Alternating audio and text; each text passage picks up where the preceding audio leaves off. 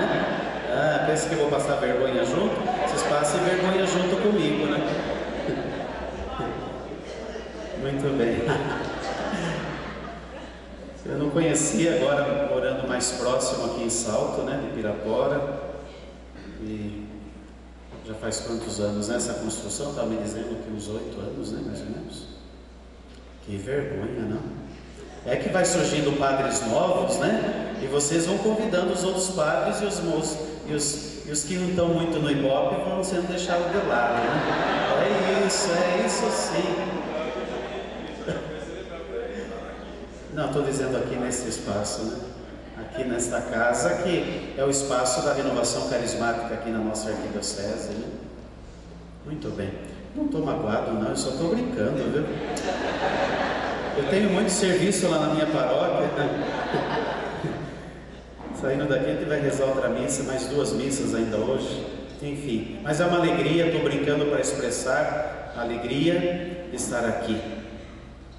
Eu sei que vocês já ouviram tanto, né? Pregações, mas a gente não poderia deixar de dizer alguma coisa a respeito do mistério que a igreja celebra nesse domingo, que é um mistério tão grande. Mistério no sentido não de algo que eu tenha medo, porque de Deus você não deve ter medo. Nós devemos temer a Deus e não ter medo de Deus, que é um dom do Espírito Santo, né? Temer a Deus significa ter para com Ele um profundo respeito, assim como respeitamos nossos pais, nossas mães. Deus também merece todo nosso respeito, e ninguém deve ter medo do seu pai ou da sua mãe. Erra quando um pai ou uma mãe, eu lembrava isso na missa de manhã lá na paróquia, erra quando um pai ou uma mãe diz assim para o filho: você fique quieto, senão Deus vai te castigar. Se eu ouço uma coisa dessa de um pai e de uma mãe, eu digo: esse não é o Deus que eu conheço. Um Deus que castiga, um Deus que vai provocar no coração daquela criança medo. Vou ter medo desse Deus que me castiga, que me pune. Daí ela vai ter uma concepção errada daquilo que é Deus. Deus não é um juiz, meus irmãos. E às vezes a gente olha para Deus desse jeito, como fosse um juiz que está sentado numa cadeira, num trono, olhando, nos policiando como um policial que fica vendo qualquer coisa de errado que a gente possa fazer, para depois nos castigar, para depois nos punir. Não é esse o Deus que Jesus veio falar dele. O Deus que Jesus veio falar é um Deus misericórdia, é um Deus perdão, é um Deus que é Pai, que é acolhimento, que é ternura, que é abraço. Esse Deus que se revela para nós. O mais lindo de Deus é exatamente isso. E Ele não deixa de ser Deus por causa disso. Deus que se revela a nós, se deixa revelar, se revelou plenamente, é lógico, quando Jesus veio neste mundo. O povo da antiga aliança não tinha uma concepção de Deus como nós temos hoje, porque Jesus veio nos revelar, nos trazer a revelação plena daquilo que é Deus, e pelo Espírito Santo agora nós temos pleno acesso daquilo que é Deus. Por isso bem nos falou o Evangelho, quando Jesus disse assim para os apóstolos, que Ele queria dizer ainda a eles muitas coisas, mas não disse. E Jesus explica por quê? Porque vocês não são capazes de compreender isso agora. Mas quando vier o Espírito Santo, e diz o Espírito da verdade, Ele vos conduzirá à plena verdade. Que verdade Jesus está falando? A verdade sobre Ele, a verdade sobre Deus, a verdade sobre o homem. Verdade esta que nós professamos, daqui a pouco vamos rezar o creio, que é o resumo das verdades da fé. Verdades que nós acreditamos na nossa igreja enquanto cristãos, verdades a respeito de Nossa Senhora, e são 4, especialmente as verdades a respeito de Maria, sempre virgem, mãe de Deus, assunta ao céu e imaculada. São 4 verdades, dogmas da igreja, que a igreja chegou a isto, porque alguém pode dizer, mas onde está na Bíblia, no Evangelho, que Nossa Senhora foi pega e levada ao céu em corpo e alma? Essa verdade, que é verdade da fé, nos foi revelada pelo Espírito Santo. É o que Jesus está falando no Evangelho. Verdades que nós cremos a respeito da Eucaristia.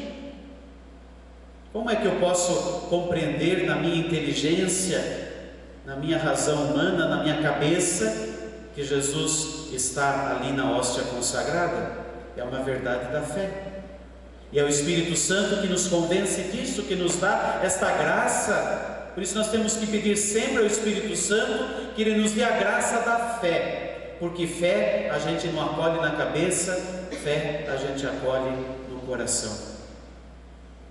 E de todas essas verdades, eu poderia dizer aqui tantas outras verdades da fé, existe uma, e se nós pudermos dizer assim, da hierarquia das verdades, a que está no topo é o mistério que hoje nós celebramos. Não só hoje evidente de uma maneira mais solene, sempre depois do domingo de Pentecostes, o domingo seguinte vem o domingo da Santíssima Trindade. Na verdade, a Santíssima Trindade está presente em todos os momentos da nossa vida, desde quando você se levanta e você faz o sinal da cruz. Fomos batizados em nome da Trindade. Eu te batizo em nome do Pai, do Filho, do Espírito Santo. Quer dizer, o Deus que está presente em nossa vida. E eu dizia, se pudermos dizer de uma hierarquia da fé, no topo desta hierarquia das verdades da fé está a festa de hoje. Nós cremos num Deus que é Pai, que é Filho e que é Espírito Santo. Cremos na Santíssima Trindade. E cremos que a Santíssima Trindade é o único Deus. Mas isso na nossa cabeça ou na nossa matemática é humanamente impossível. Como que 1 pode ser 3? E como que 3 pode ser 1? Na lógica humana, isso é impossível. Na lógica humana, 3 é a soma de 1 mais 1 e mais 1. E nós dizemos que a Santíssima Trindade é um mistério no sentido de que é um único Deus. Nós não cremos em 3 deuses.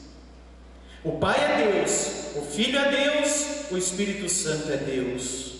Porém distinto em 3 pessoas, um único Deus em 3 pessoas. E dizer que Deus, o Pai é uma pessoa, que o Filho é uma pessoa, que o Espírito Santo é uma pessoa, nós dizemos que cada um deles tem a sua personalidade, daí a palavra pessoa. Cada um deles tem o seu sentimento, cada um deles tem seu jeito próprio de ser. Mas onde está um, está o outro. Onde está o Pai, está o Filho e o Espírito Santo. E a gente vai dizer que o amor do Pai e do Filho foi tanto que gerou a terceira pessoa da Santíssima Trindade. Ela foi gerada, não criada. Nós somos criados por Deus.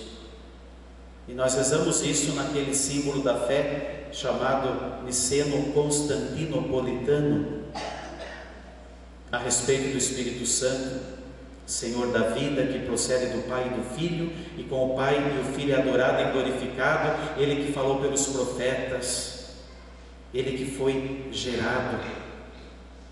Nós celebramos então a unidade de Deus, esse Deus único, esse Deus maravilhoso. E daí lembro aqui de uma frase que eu trouxe de Santo Irineu, que vai dizer assim: o Filho e o Espírito Santo são como que as 2 mãos com os quais o Pai se revela e se comunica e se dá aos homens.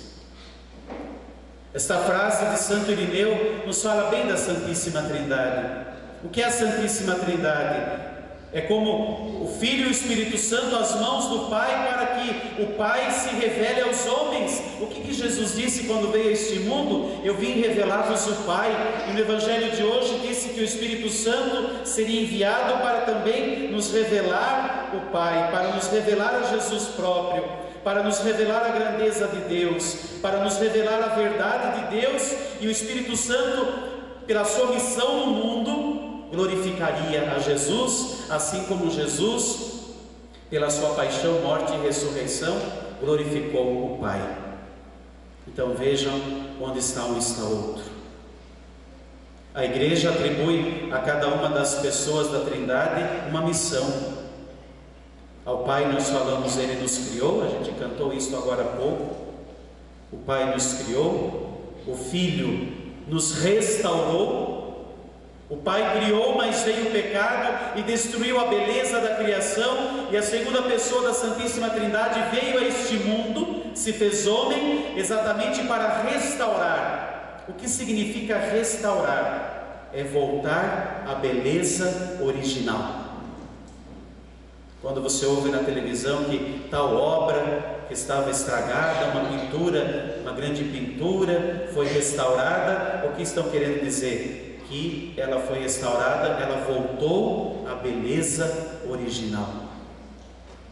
Quem produz isso na nossa vida? Jesus, pela sua paixão, morte e ressurreição.